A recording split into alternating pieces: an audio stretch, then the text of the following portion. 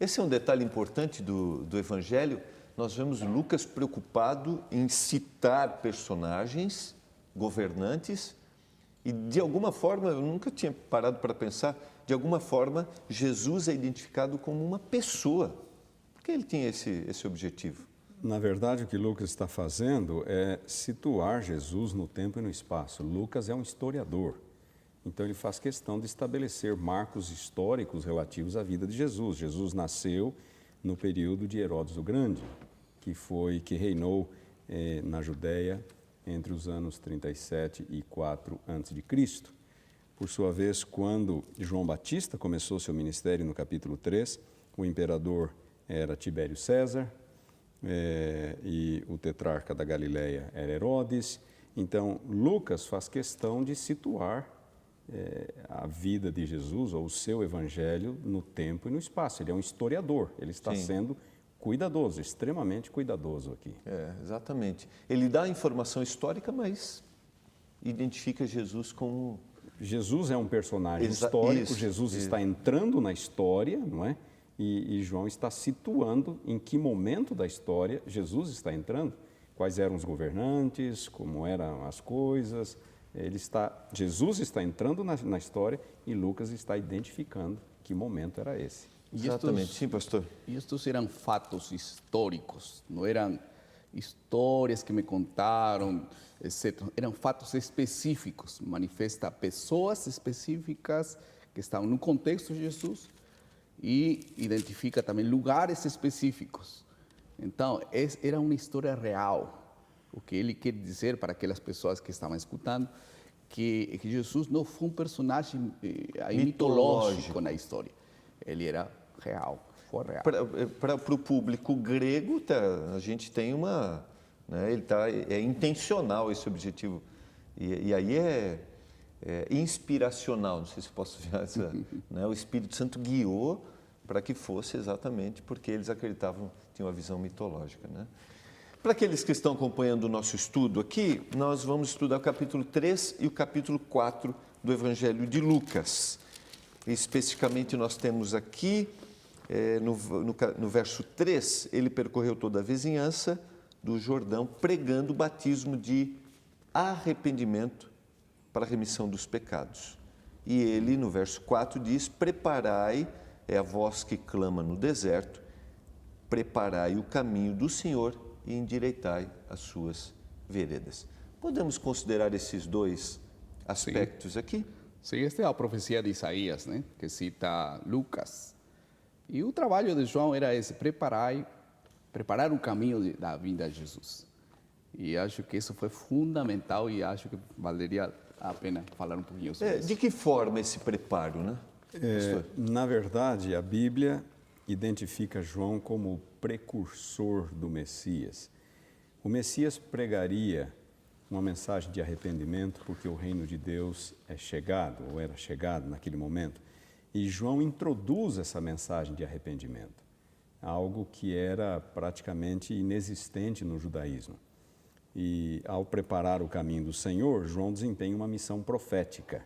Ele é o último profeta que anuncia a vinda de Jesus. Mateus capítulo 11, versículo 13, fala claramente que a lei e os profetas profetizaram até João. Desde esse tempo, nós vivemos na época do cumprimento, que era a partir da vinda de Jesus. Então, João veio para preparar Israel para a vinda do Messias. E por que a ênfase no arrependimento? Sim, arrependimento é um tema enfático de João. Mas antes de falar do arrependimento, João foi considerado o maior profeta por Jesus. Alguns dizem por quê? Se Isaías é muito maior, ou alguns outros profetas da história. É porque simplesmente ele tem que ver com preparar a volta, a vinda de Jesus. Isso é muito significativo.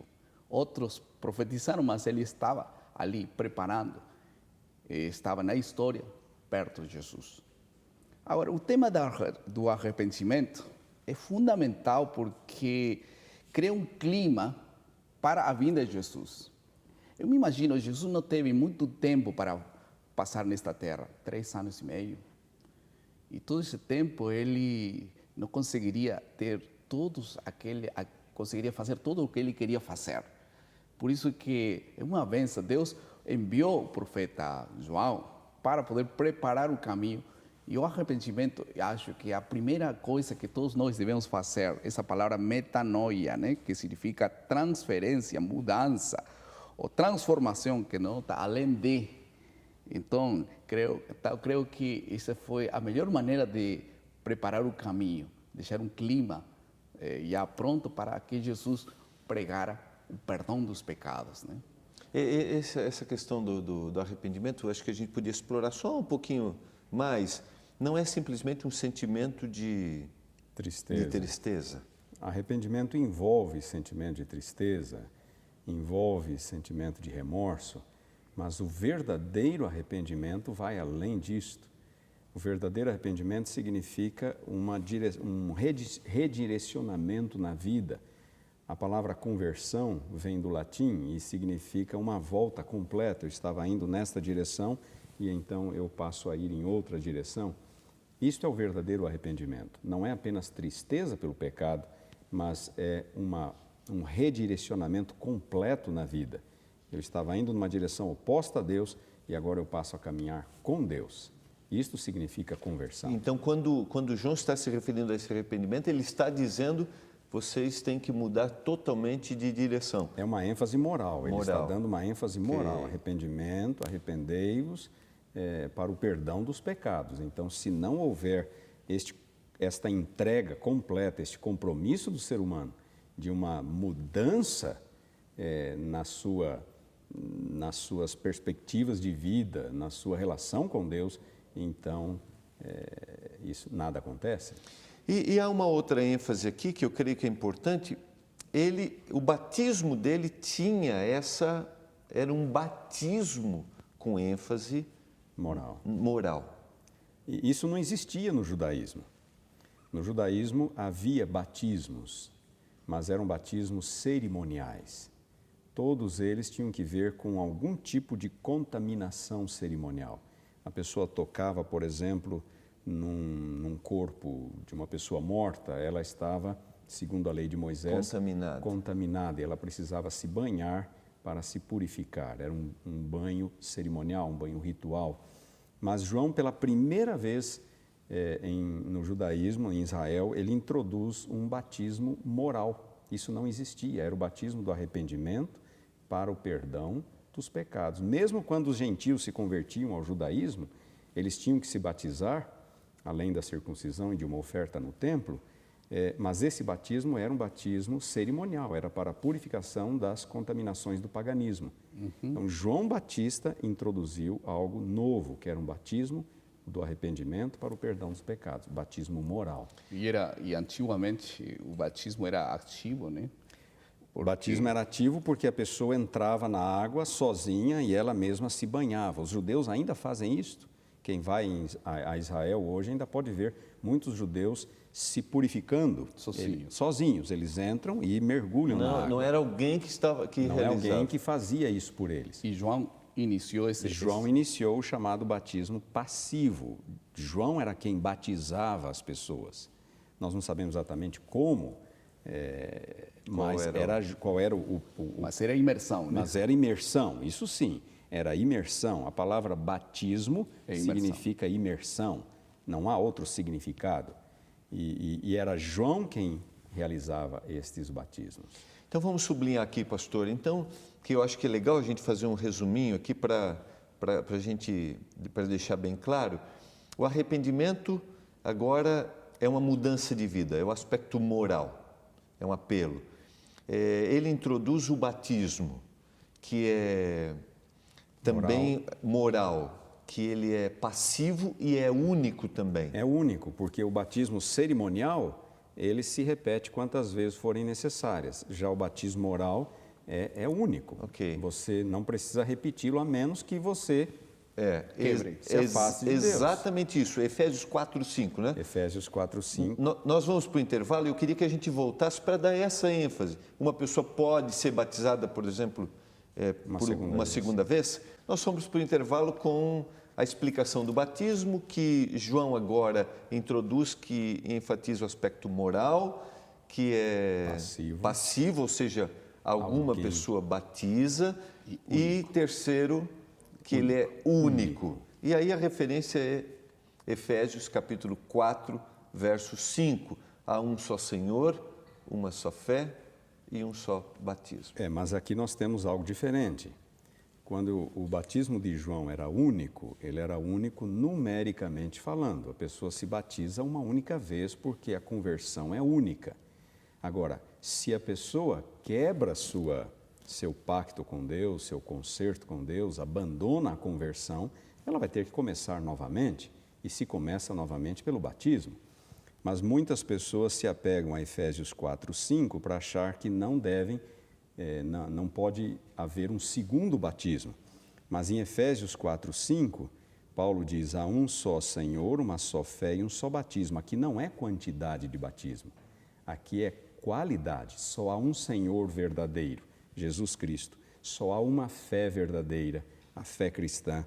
E só há um batismo verdadeiro, o batismo cristão.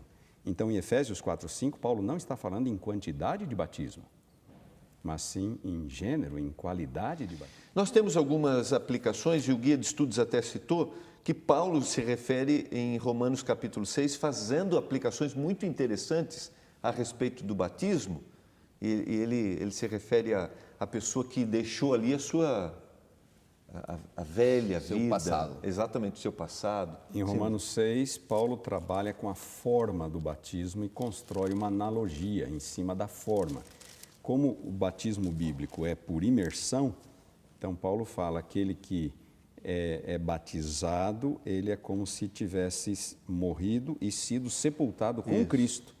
E quando ele levanta, ele é ressuscitado para uma nova vida. Isso. Paulo constrói uma analogia em cima da forma do batismo, que é por imersão. Exatamente, muito interessante. Vamos um pouquinho adiante. Por que Jesus precisou, por que Jesus foi batizado? Sim. João mesmo questionou esse batismo. João disse, não, como que você vai ser batizado? Porque João entendia que era para perdão dos pecados, isso, e Jesus era limpo de tudo isso. Então, João mesmo não permitiu. Então, Jesus, em Mateus 3, 14 e 15, você pode ler esse texto, Mateus capítulo 3, verso 14 e 15, ele diz, deixa por enquanto, diz a palavra de Deus, porque assim nos convém a justiça. Em outras palavras, deixa porque eu tenho que dar exemplo. Ele não se batizou por causa de que ele era pecador, era por darmos exemplo. Por isso que nós hoje somos capazes de dizer, se Jesus foi batizado sem ter pecado, quanto mais nós. E ele ordenou também isso, através de seus evangelhos, né? Ok. E nós temos a frase de Jesus, de Deus aqui, tu és o meu filho amado, em ti me comprazo. Por que é importante que a gente... em realidade, nós temos o Espírito Santo, que diz o capítulo 3, verso 22 de Lucas.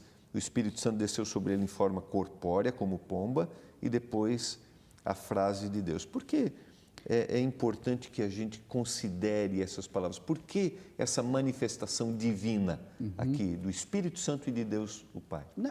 Existem 3 reconhecimentos no batismo de Jesus. O primeiro reconhecimento foi reconhecido como Salvador. Vocês veem em João, capítulo 1, verso 29, eis o Cordeiro de Deus que tira o pecado do mundo. Ele é o Salvador, é reconhecido como Salvador. Em segundo lugar, no batismo de Jesus, ele é ungido pelo Espírito Santo. Por isso, o Espírito Santo desceu sobre ele. Naquele dia, ele foi ungido por o Espírito Santo. Em terceiro lugar, foi reconhecido pelo céu como Filho de Deus. Talvez esta é a contribuição maior desse batismo. Foi reconhecido como Deus.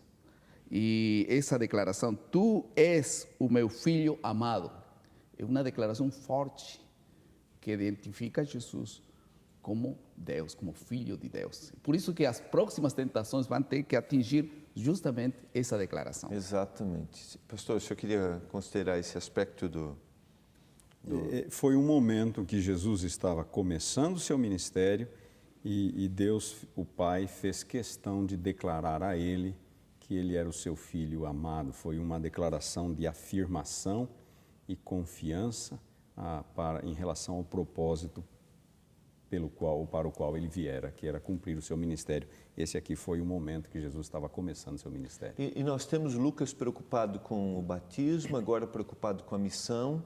Exatamente, ele coloca o batismo como um marco inicial do seu ministério, como preparo, o cuidado. A ênfase aqui é muito interessante. Nós vamos estudar agora um dos temas mais conhecidos da Bíblia, que quantos sermões têm sido feitos, quantas mensagens, que são, o Guia de Estudos dedicou aí... As tentações. Exatamente. Vamos começar, está no capítulo 4 do Evangelho de Lucas, e eu vou ler o verso 1 até o 3, e eu queria que vocês comentassem a primeira tentação. Jesus, cheio do Espírito Santo, voltou do Jordão e foi guiado pelo mesmo Espírito, agora no deserto. Seria interessante, pastor Gilmar, Sim. Trabalhar para poder identificar as tentações, o conceito da tentação. Porque esse conceito vai se repetir ao longo da história no contexto desse grande conflito, né, entre o bem e o mal. Em que consiste a tentação? É pecado ser tentado? Qual é o problema da tentação? E Jesus mesmo, em sua oração, aquela de Mateus capítulo 6, verso 3, disse, não nos deixes cair na tentação. Não está dizendo aqui o texto, não seja tentado, senão não caia na tentação. Quando Pedro foi confrontado com o diabo, né? Jesus falou, Pedro, o Satanás me pediu para que você seja mexido, né? Seja tentado. Mas eu orei. Para que orou Jesus? Para que tua fé não falte. Não orou para que seja libertado da tentação. Todo mundo é confrontado com a tentação todos os dias. E cada um tentado em forma diferente. Cada um tem um ponto fraco. E o diabo vai atacar esse ponto fraco. Então, é importante saber que a tentação não vem de Deus, para começar, vem do diabo. Em segundo lugar, todo mundo é tentado. Em terceiro lugar, Deus não evita muitas tentações, permite que sejamos tentados, porque sairemos mais fortes dessa tentação. E nunca virá sobre nós Tentação. que nós não vamos suportar também. Exatamente. E nós temos aqui a essência. Eu vou agora citar o verso 2. Durante 40 dias... sendo tentado pelo diabo, nada comeu naqueles dias, ao fim dos quais teve fome. E agora o verso 3, a primeira tentação. Disse-lhe então o diabo, se és o Filho de Deus, manda que esta pedra se transforme em pão. E Jesus responde, está escrito, não só de pão viverá o homem. Como o pastor Schock citou, então a tentação não vem de Deus. O Senhor não deixará que a gente seja tentado Mais do que nós possamos suportar, não tolerará. Terceiro aspecto que o Senhor colocou, a tentação, ela também, se o Senhor deixou que ela viesse até nós, isso se transformará numa bênção para nós. Agora, a primeira tentação de Jesus, a primeira tentação que ele sofre, não só de pão. Que lições nós podemos tirar aqui para a nossa vida?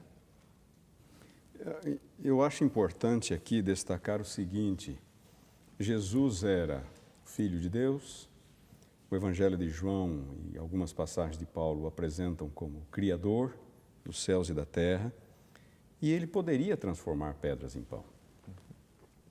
Claro. E eu pergunto, qual é o problema em se transformar pedras em pão quando você está com fome? E você tem poder para fazê-lo? Não há problema. O problema está exatamente na insinuação que Satanás fez. Se és o Filho de Deus. Se Jesus cedesse a essa tentação a fim de provar que ele era Filho de Deus, Estaria duvidando. ele estaria se colocando no terreno de Satanás. Exatamente. que Satanás lançou uma dúvida sobre ele, Jesus está acima disso. Jesus está muito acima disso. Ele estaria se submetendo a uma situação de dúvida colocada por Satanás, e Satanás aplaudiria. Falou, muito bem, você acabou de cair na minha armadilha. Não é? Então, Jesus está muito acima disso. Então, ele fala, não só de pão viverá o homem. Não é? E no Evangelho de Mateus, nós lemos mais de toda a palavra que provém da boca de Deus.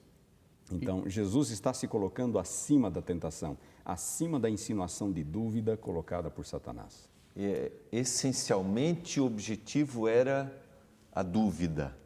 Essencialmente, esse era o objetivo da tentação. É provável até que Jesus estivesse, humanamente falando, fragilizado por causa do jejum depois de 40 dias. O pão é a isca, foi a isca. Não foi o objetivo, realmente, como o pastor Paroski fala, era que se é o Filho de Deus, então, é ou não é? E ele estava tentado a duvidar. Se é, porque agora vou provar. Não precisa provar. Se está seguro, não precisa provar e meter-se no terreno do diabo. Eu queria poner um exemplo assim bem prático. Por favor.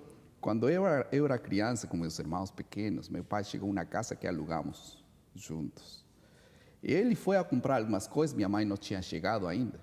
E então nós ficamos criancinhas aí. Ele falou, vou vir às 6 da tarde. Esperem, não saiam da casa.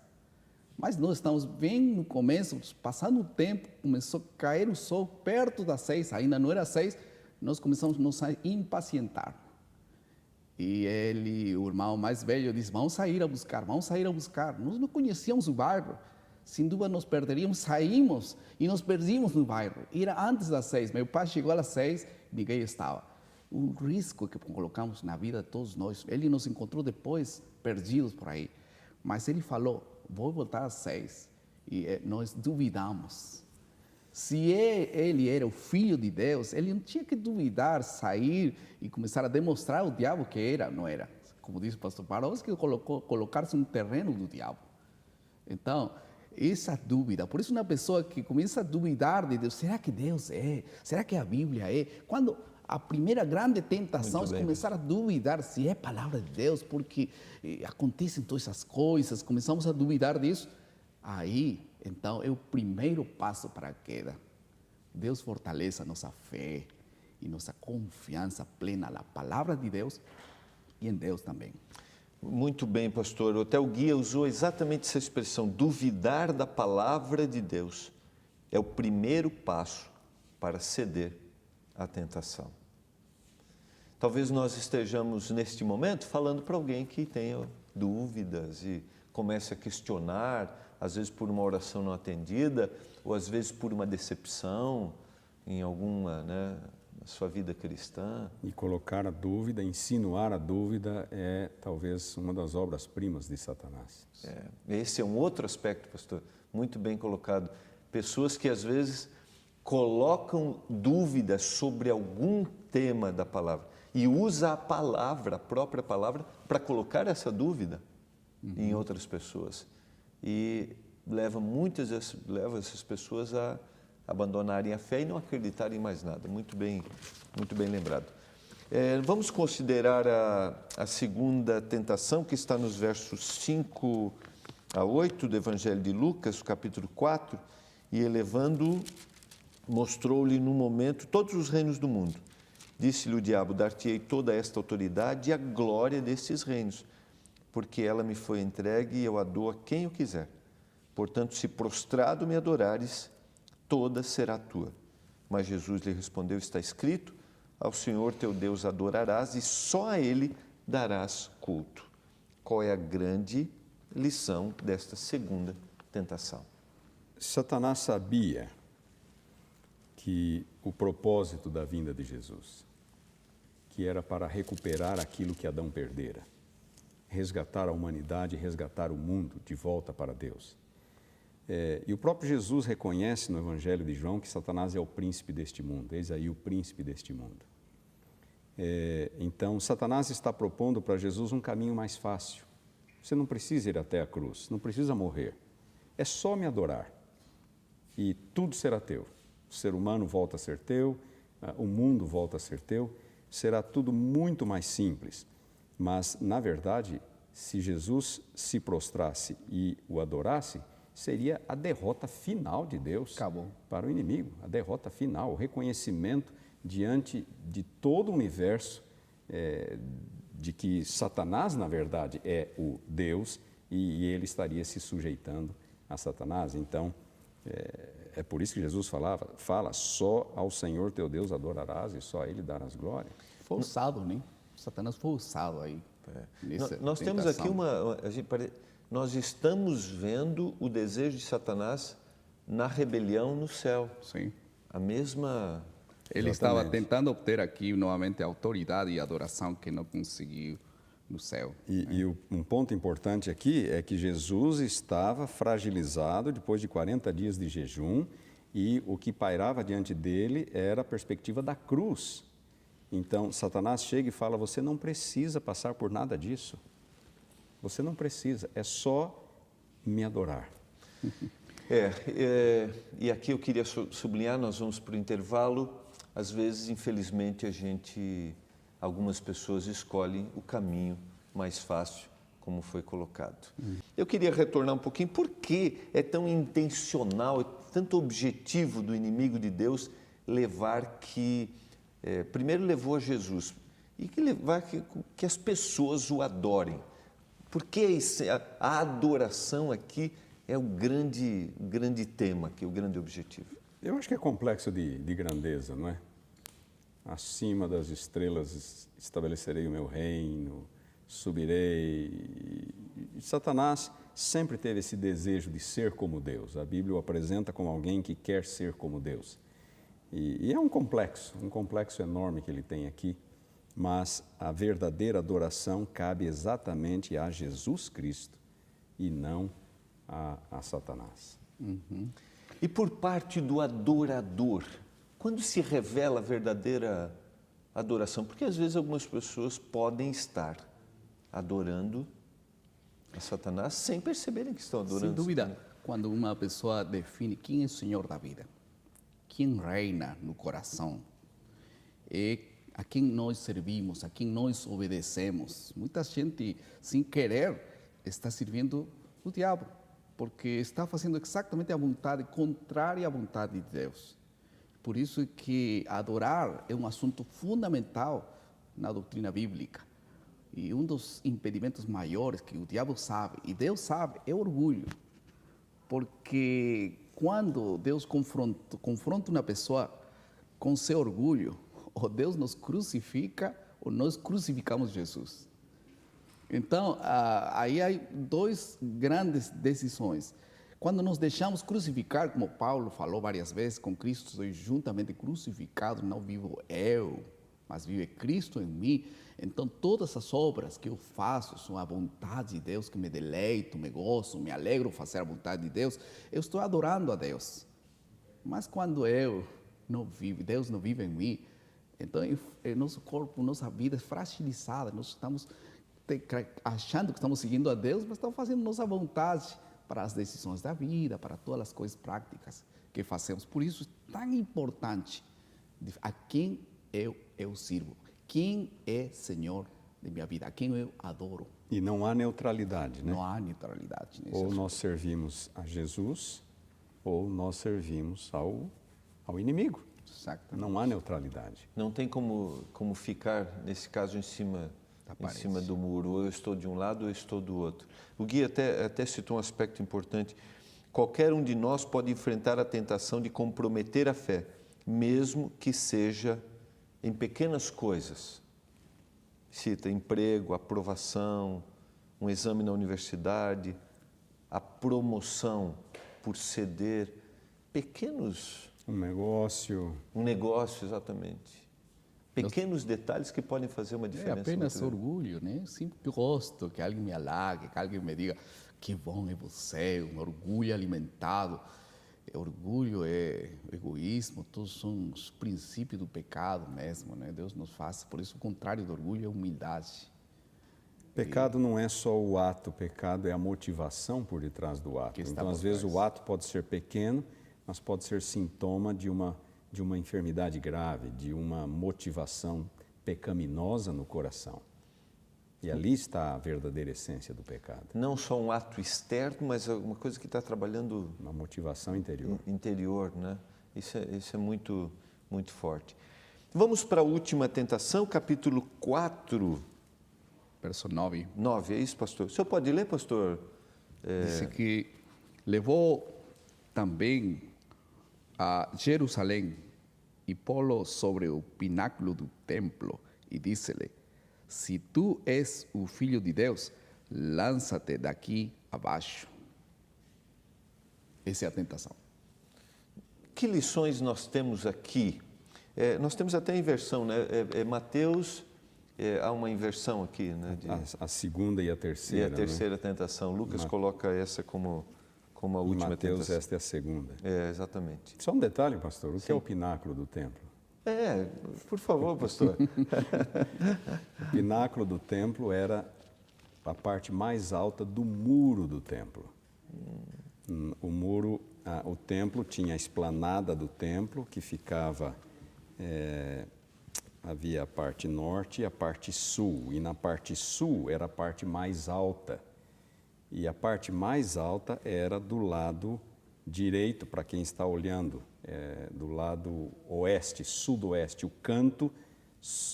sudeste. O canto sudeste da muralha era a parte mais alta da muralha. Várias dezenas e dezenas de metros ali de altura. Então, aquele é o pináculo do templo. Não é lá a torre do templo, exatamente, que dito, é a tendência. porque o templo nem tinha torre. Mas o pináculo é a parte mais alta do templo, que no caso é a muralha sudeste do templo. O ponto ali, o canto sudeste da muralha. Informação interessante, porque a tendência é olhar exatamente Pensar no templo como se fosse uma torre, alguma coisa. Exatamente. E a razão por que levou a Eli, lo conduz a Jesus ao pináculo do templo. A razão é que às vezes ele se aproxima das realidades religiosas onde nós estamos. E ali ele começa a tergiversar as coisas espirituais para torná-las pecaminosas. Por exemplo, o texto está fora do contexto. Ele está usando o texto, a Bíblia agora, pela primeira vez o diabo começa a usar a Bíblia agora para tentar a Jesus. Ele está dizendo, se tu és filho de Deus, outra vez, aquela declaração, lança-te aqui porque os anjos, ele mandará acerca de ti. Está falando num contexto de pessoas que fazem a vontade de Deus. Daniel estava no fosso dos leões porque estava fazendo a vontade de Deus e Deus enviou libertação para ele. Então, o pecado aqui pode resumir-se em uma palavra, que é presunção. Ele não tinha razões para lançar-se. Não é que Deus vai proteger uma criatura humana porque ele vai a uma sessão de espiritismo, porque aqui não vai passar nada. Porque ele se vai jogar debaixo de um caminhão e Deus me vai libertar porque ele ordenou que seus filhos vão ser libertados. Não é por isso. Quando os filhos fazem a vontade de Deus, Deus estará disposto a ajudá-los da maneira como Deus pode fazer. Então, Jesus estava sendo tentado, esse pecado, presumir, a presunção.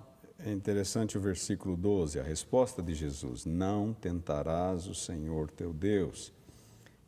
Muitas vezes nós colocamos Deus à prova em coisas banais, coisas insignificantes, motivadas muitas vezes por orgulho, por vaidade, quando não é esse o caminho, não é esse o caminho.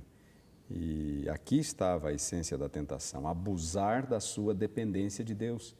Muitas vezes nós abusamos da nossa dependência de Deus, querendo que Deus haja à nossa maneira, no nosso momento, não é? Como nós queremos. Como nós queremos.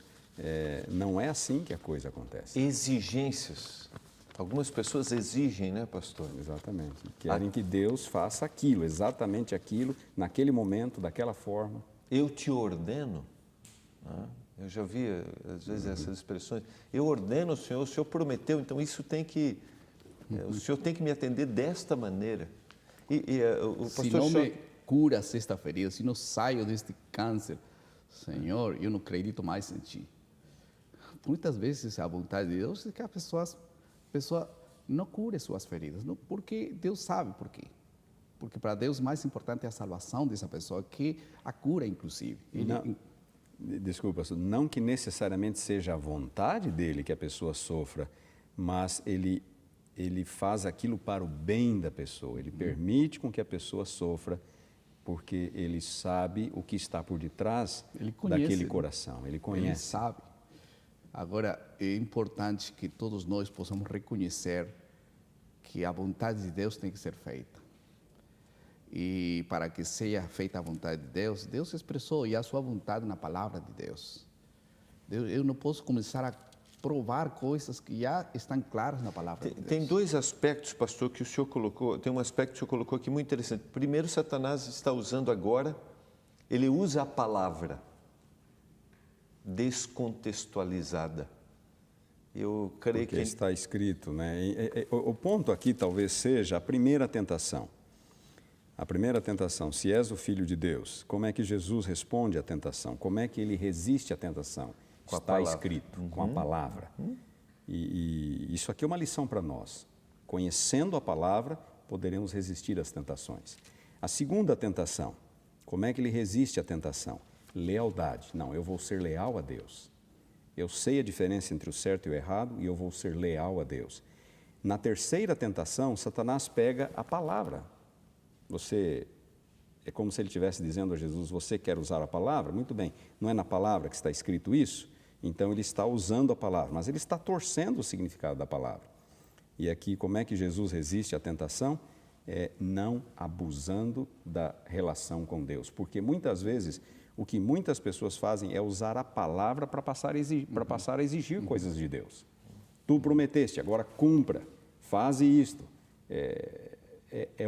É um abuso da nossa relação com Deus.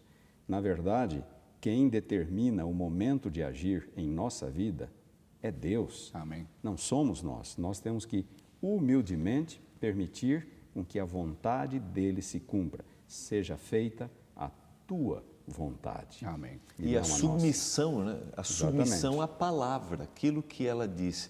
E às vezes, a falta de compreensão do que realmente a palavra... Eu até vejo assim, pessoas que são sinceras, mas que interpretam de forma equivocada aquilo que Deus disse. Eu creio que é importante a gente relembrar. E por interpretar equivocadamente, exigem de Deus aquilo que eles querem para a sua vida e não o que Deus quer para nossas vidas. Ou fazem, achando que estão fazendo a vontade de Deus, estão numa prática equivocada. E nós vivemos num mundo em que há um grande conflito entre as forças do bem e as forças do mal. No capítulo 12 do livro de Atos, por exemplo, Tiago, um dos 3 discípulos mais íntimos de Jesus, morre, perde a vida nas mãos de Herodes. Pedro é liberto da prisão. Herodes havia mandado prender Pedro com a intenção de executá-lo, da mesma forma como ele o fizera com Tiago. Não obstante, o Senhor intervém. Então, o que determina, por que às vezes ele permite com que Tiago perca a vida e Pedro não? Nós vivemos num mundo onde nem tudo faz sentido, nem tudo é claro, onde há forças do bem, forças do mal, mas pela Bíblia nós sabemos que um dia todo joelho se dobrará e reconhecerá que Jesus é o Senhor. Um dia a vontade dele será finalmente e definitivamente estabelecida.